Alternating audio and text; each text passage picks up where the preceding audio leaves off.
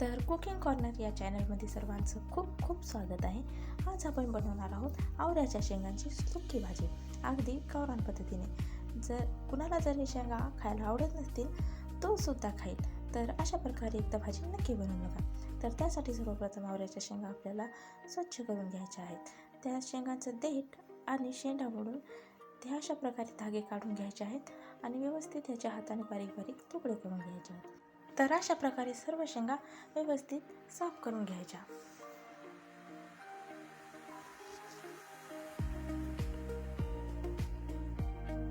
त्यानंतर ह्या शेंगांना उकळत्या पाण्यामध्ये 4 ते 5 मिनिटं उकडून घ्यायचं आहे.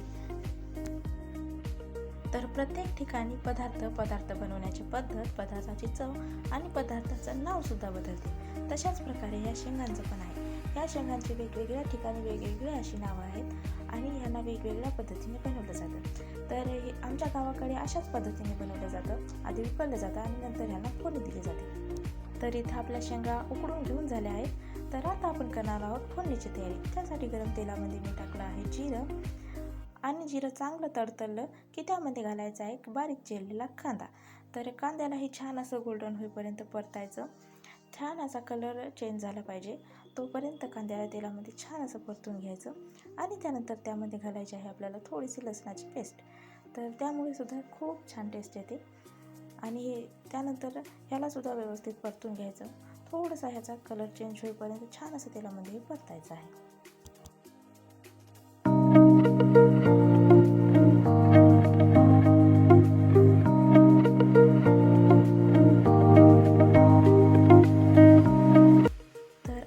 घालायचे आहेत ह्यामध्ये मसाले. सर्वप्रथम मी ह्यामध्ये लाल तिखट घातलं आणि थोडंसं परतून घेतलं. त्यानंतर आपल्याला ह्यामध्ये घालायचे आहे हळद आणि 1 चमच ह्यामध्ये मी काळा मसाला घातला. तर तुम्ही तुमच्या आवडीनुसार मसाला घालू शकता. ह्याला सुद्धा थोडंसं परतून घ्यायचं आहे आणि त्यानंतर घालायचं आहे चवीपुरतं मीठ.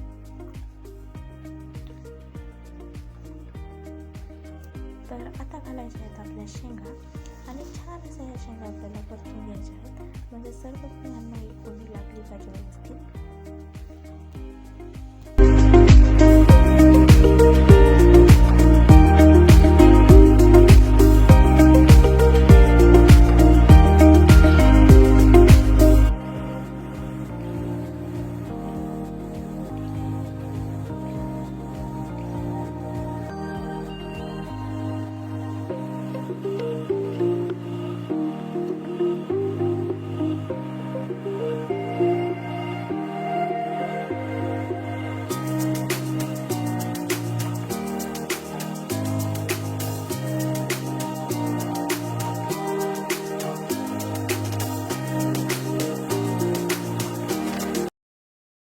तर आता मी ह्यामध्ये घालणार आहे तीळ आणि कराळाचं वाटण.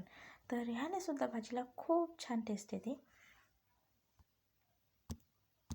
आणि त्यानंतर घालणार आहे शेंगदाण्याचा कूट. तर शेंगदाण्याचा कूट घातल्यानंतर आपल्याला ह्याला छान असं परतून घ्यायचं आहे. म्हणजे सर्व भाजीला हे व्यवस्थित लागलं पाहिजे.